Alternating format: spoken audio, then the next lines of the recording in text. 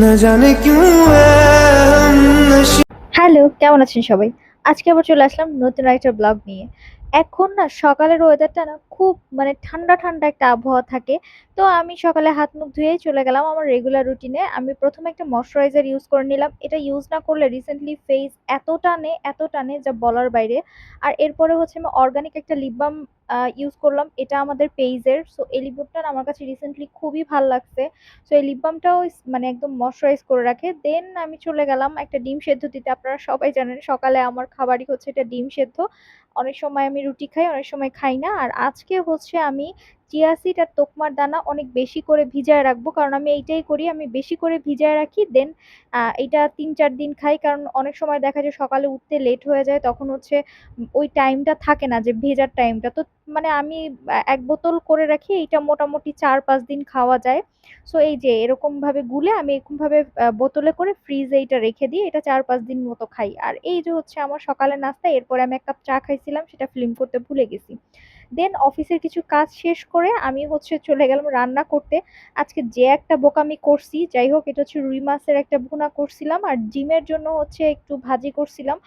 এটা হচ্ছে কি বলে ধুন্দল, হ্যাঁ এটা মনে হয় ধুন্দল, মানে আমি চিচিঙ্গা ধুন্দল এটাকে না গোলায় ফেলি।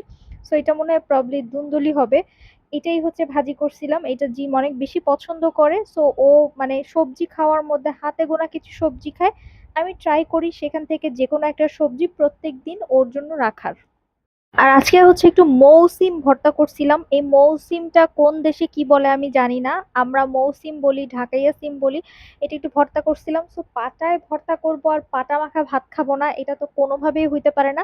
তাই পাটা মাখা একটু ভাত খেয়ে নিলাম। মানে ভর্তাটা এত বেশি মজা হয়েছিল, আমি বানাইছি বলে বলতেছি না, বাট ট্রাস্ট মি, এই ভর্তাটা না অনেক বেশি মজা লাগছে খাইতে। দুপুরে খাওয়া দাওয়া শেষ করে বিকালে কিছু কাজ ছিল, কাজটা শেষ করে একটু চলে গিয়েছিলাম ১০ নম্বরে। ১০ নম্বরে আমার হচ্ছে পেজের মেমো শেষ হয়ে গিয়েছে, সেগুলি হচ্ছে কালেক্ট করতে, মানে সেগুলিকে রিপ্রিন্ট করাইতে যাচ্ছি আমরা।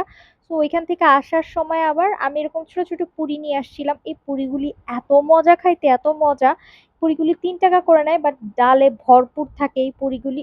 অনেক বেশি মজা খেতে। আপনারা কে কে এরকম টাইপের পুরি খেতে পছন্দ করেন অবশ্যই কমেন্টস করে জানাবেন। আর রাতের বেলা আমার একটা ভিডিও শুট করার ছিল, সেই ভিডিওটা শুট করে যথারীতি স্কিন কেয়ার করে আমি রাত্রে ঘুমাই গেছিলাম। সো আজকের ভিডিওটা কার কাছে কেমন লাগলো অবশ্যই কমেন্টস করতে কিন্তু ভুলবেন না। আর যদি ভালো লেগে থাকে লাইক, শেয়ার এবং বেশি বেশি করে কমেন্টস করে যাবেন। সবাই ভালো থাকবেন। আল্লাহ হাফেজ।